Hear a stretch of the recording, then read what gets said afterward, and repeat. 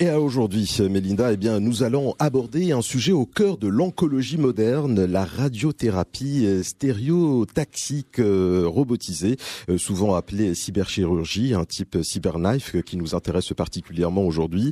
L'idée est simple à formuler, mais complexe à exécuter. Délivrer des doses très élevées de radiation avec une précision millimétrique, tout en épargnant au maximum les organes sains, y compris lorsque la tumeur est mobile, notamment parce que respiration, mouvement physiologique, on reviendra sur cela. En pratique, cette approche permet dans ses indications de bien sélectionner, de réduire le traitement de plusieurs semaines à seulement une, voire peut-être 5 séances. Les enjeux sont majeurs, contrôle tumoral, qualité de vie, toxicité réduite et accessibilité des soins. Pour en parler sans langue de bois, preuves cliniques, limites, risques, sélection des patients et questions éthiques, nous recevons professeur Redouane Semlali, spécialiste en oncologie et fondateur des cliniques Encorade. Bonjour, merci d'avoir accepté notre invitation, professeur. Merci pour l'invitation. C'est moi qui vous remercie de l'avoir accepté. Alors, pour éviter des solutions, on va dire, la solution miracle, est-ce que vous pouvez d'abord nous expliquer de quoi il s'agit et puis nous donner 3 indications où la cyberchirurgie est clairement supérieure à la radiothérapie conventionnelle? D'abord, il faudrait noter à la population qu'aujourd'hui, pour le traitement d'une maladie comme le cancer, les résultats thérapeutiques depuis très longtemps permettent de guérir minimum, même au Maroc, pratiquement 7 malades sur 10. Guérir ou traiter? Guérir, je dis bien guérir. Et le challenge pour le thérapeute et pour la société en général, c'est pas de guérir, mais c'est de rendre ce patient à la société parfaitement intégré et sans effet secondaire. Et tout l'art de ce métier-là de traitement des maladies chroniques et particulièrement du cancer, c'est de trouver des solutions qui permettent d'arriver à cet objectif. Le cyberknife en fait partie. Il y a quelques mois, on a introduit la chirurgie robotisée au Maroc, qui est maintenant devenue de la routine et qui a permis d'améliorer les performances de la chirurgie tout en ayant des malades opérés sans effet secondaire, pratiquement sans effet secondaire, parce que effet secondaire zéro n'existe pas. Le cyberknife est une machine qui répond exactement à l'objectif d'une irradiation d'un cancer, et de 1, contrôler la tumeur en donnant des doses très importantes, et de 2, protéger les organes de voisinage et critiques. Cette machine-là permet, si elle arrive à cet objectif, c'est qu'elle va permettre de réduire le nombre de séances, qui est un handicap pour le patient marocain, étant donné que cette technique d'irradiation n'existe pas dans toutes les villes au Maroc. Ça évitera des déplacements qui coûtent des fois plus cher que le traitement aux patients. D'où l'out-of-pocket qui est relativement assez élevé au Maroc. Dans l'out-of-pocket du patient marocain, 20% est expliqué par la logistique. Voilà. Donc, c'est dire que cette machine permet de traiter et de tenir compte de tout ce qui peut être marge d'erreur dans une thérapeutique d'irradiation et notamment les mouvements physiologiques. Comme la respiration, par exemple. Aujourd'hui, on peut tout contrôler chez un patient, sauf la respiration. Ces machines ont profité de tout ce qui est développement technologique en matière de digitalisation et d'intelligence artificielle, ce qui permet de modéliser la cible ou le corps qu'on va irradier. On le modélise, on le met sur un système informatique, et au lieu de traiter la tumeur quand elle se présente en face de la source d'irradiation, on la traque. Elle fait ce qu'on appelle le tracking. Fonction du mouvement. Voilà. Elle suit la tumeur là où elle est. Et ça permet ainsi d'augmenter la dose d'irradiation, de réduire, vous avez dit 5 séances, maintenant il y a des protocoles, on fait une seule séance. C'est-à-dire le malade vient, subit son traitement et rentre chez lui. Mais ça dépend aussi de la taille de la tumeur, parce qu'avec ce dispositif... De toutes les façons, le cyberknife... Ouais, c'est pour les petites tumeurs. Petites tumeurs. Voilà. On ne peut pas... Même le dispositif technique... c'est pour les petites tumeurs, mais aussi, chose très importante. Difficile d'accès aussi, celles qui sont difficiles d'accès. Voilà, exactement. Celles qui sont à proximité de structures nobles. Une tumeur petite à côté du nerf optique, par exemple, c'est l'indication idéale. C'est parce que cette tumeur opérée, on perd la vision, irradiée par les techniques cyberknife et autres, parce qu'il y a d'autres technologies de radiochirurgie, on peut contrôler la tumeur tout en préservant la vision et le nerf optique du patient. Alors, vous dites justement meilleur contrôle tumoral. Vous parlez de quoi exactement? Est-ce que c'est par rapport au contrôle local, 1, 2, 5 ans de survie globale, survie sans progression, ou juste une réponse radiologique? Aujourd'hui, généralement, quand on va dans des thérapeutiques comme ça, c'est pour guérir. La chose la plus importante, c'est que il y a quelques années, les tumeurs bénignes échappaient complètement aux indications de la radiothérapie classique. Avec cette technique, on peut même traiter des tumeurs bénignes, mal situées par exemple dans le cerveau. Donc ça, c'est le premier point. Deuxième point, c'est qu'aujourd'hui, comme c'est un traitement focalisé, il n'est pas question de l'utiliser dans des maladies métastatiques, mortelles, où on n'a aucune chance de guérir le malade. Donc généralement, on y va pour des petits volumes, pour des monocytes, ou ce qu'on appelle oligocytes, c'est-à-dire très peu de cytes. Et l'objectif, c'est la guérison. Ce n'est pas un traitement palliatif, c'est un traitement curatif. Et chose très importante, aujourd'hui, on a pénétré certaines situations pathologiques qui étaient jadis palliatives. Par exemple, les formes d'un cancer qui sont à masse tumorale faible. Quand on ne peut pas les opérer, aujourd'hui, on peut utiliser ces techniques de radiochirurgie et ça permet de les contrôler. C'est-à-dire, beaucoup de situations qui étaient palliatives se sont transférées en situations curatives.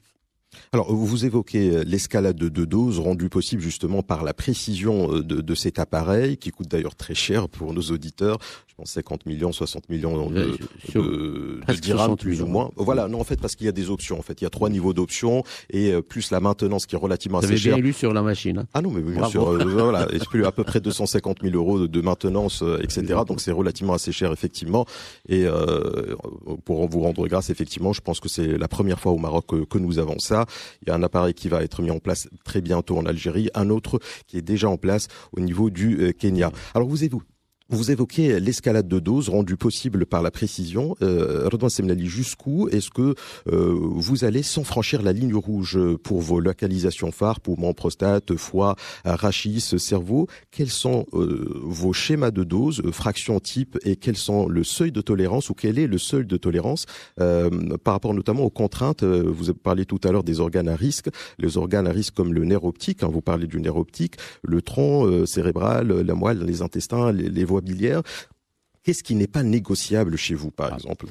D'abord, c'est des machines qui ont beaucoup profité de la digitalisation et de l'intelligence artificielle. Aujourd'hui, l'informatique, parce que ces machines sont livrées avec des systèmes d'information très précis qui nous permettent, avant d'irradier le patient en réel, de l'irradier en virtuel, c'est-à-dire on simule tout le programme thérapeutique. Et dans cette simulation, il y a ce qu'on appelle les limites de ce qu'on peut faire. Aujourd'hui, quand vous simulez un traitement, l'ordinateur vous dit, écoutez ça, vous ne pouvez pas le faire. Parce que qu'est-ce qui se passe? On est passé d'un concept de traitement qui est tumoricide, connu dans la radiothérapie classique, c'est-à-dire on va pour détruire, réduire la tumeur progressivement, rentrer dans les processus biologiques de la tumeur pour la faire diminuer, la faire disparaître, au concept ablatif. Pourquoi le mot chirurgie? Parce qu'il s'agit de doses très importantes qui assurent l'ablation de la tumeur. C'est pour ça qu'on appelle radiochirurgie. C'est parce qu'on fait disparaître de manière aiguë et rapide le processus tumoral. Et donc le droit à l'erreur n'est pas permis.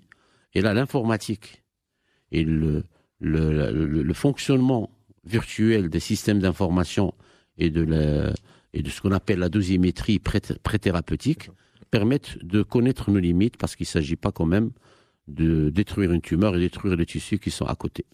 Alors, j'avais envie de vous poser une question, celle par rapport justement au remboursement, parce que c'est très important.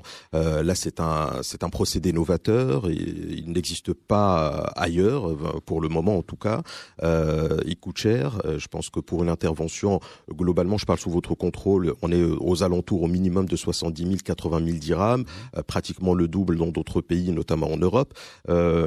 C'est cher, c'est trop cher pour le pouvoir d'achat marocain. Est-ce que c'est remboursable? D'abord, ce n'est pas un concept qu'on vient de créer, c'est-à-dire la radiochirurgie existe au Maroc. Oui, depuis 10 ans au moins. Mais ce CyberKnife, en fait. Voilà, c'est une amélioration des performances de la radiochirurgie par rapport aux machines classiques. Ceci étant dit, ce traitement est remboursé depuis une dizaine d'années. parce que dans l'assurance maladie marocaine, suit les recommandations internationales, et dans les recommandations internationales, ce traitement est pris en charge. Mais dans la nomenclature, est-ce que cet appareil est pris en charge par la NAM? Dans la nomenclature... Parce que la NAM, pour elle, c'est nouveau. Hein. Non, c'est pas nouveau. Je parle du CyberKnife, encore une fois. Au fait, la radiochirurgie, il y a 3 types de machines. On va pas citer les marques. Bien sûr. Il y a 3 types de machines. Les 3 types de machines sont remboursés et pris en charge par l'assurance maladie. Alors, aujourd'hui, il y a possibilité aussi de irradier une zone, ce qu'on ne pouvait pas faire auparavant. Ça, c'est très important, notamment pour les cancers comme le cancer de la prostate chez l'homme.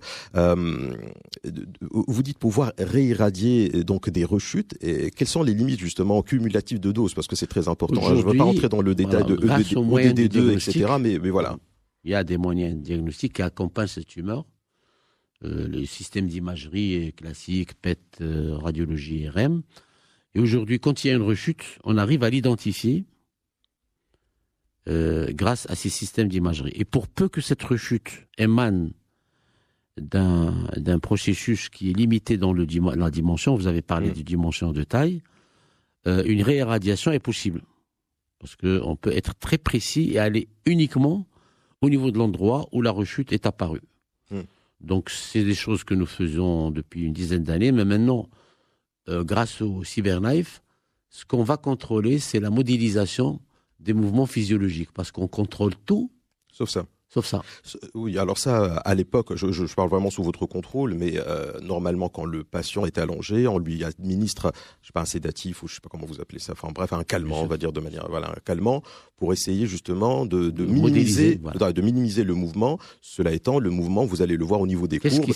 Au début, il est un peu important, et puis au fil du temps, il se relaxe et ça devient ça devient un peu plus plat au niveau de l'imagerie. Je vous félicite parce que vous avez le niveau d'un radiothérapeute maintenant.